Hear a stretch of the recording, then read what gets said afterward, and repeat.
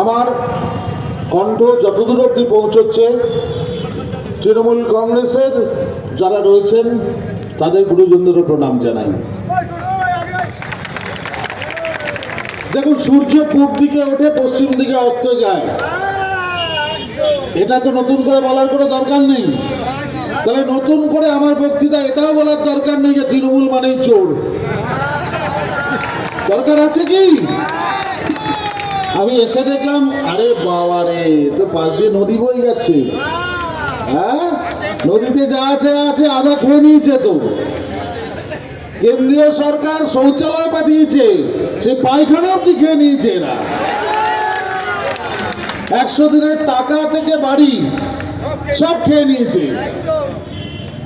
এক জিনিসের জন্য দুবার কেউ টাকা দেবে না। তো যা কেন্দ্রীয় সরকারের থেকে আসছে, পাশে দাঁড়িয়ে পোজ লাগিয়ে মাননীয় মুখ্যমন্ত্রী মমতা বন্দ্যোপাধ্যায় খিচমেরি ফটো, একটা ফটো তুলে ছাপিয়ে দিচ্ছে। সবই নাকি ওনার।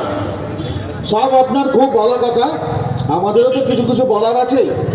সকল মা বোনেদের বলি, আপনারা ভারতীয় জনতা পার্টিকে ভোট দিয়ে ক্ষমতায় আনুন।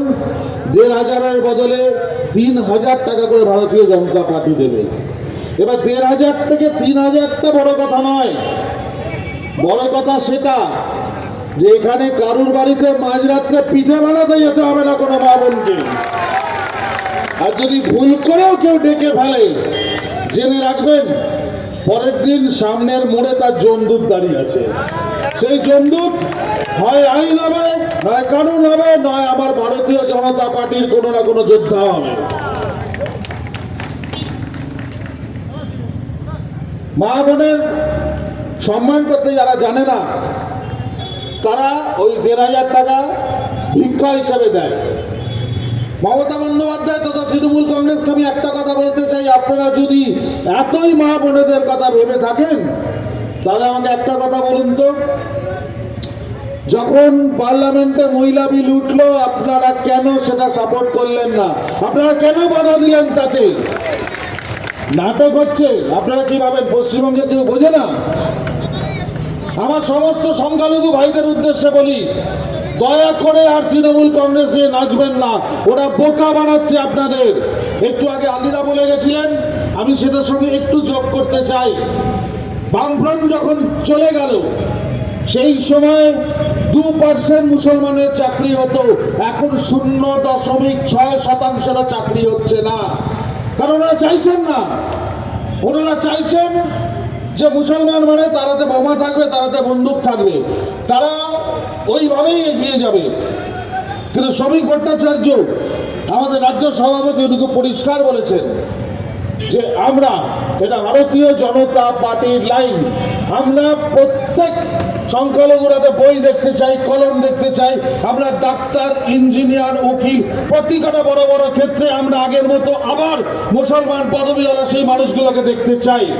সেটা তখনই হবে যখন আপনারা ভারতীয় জনতা পার্টিকে ক্ষমতায় আনবেন।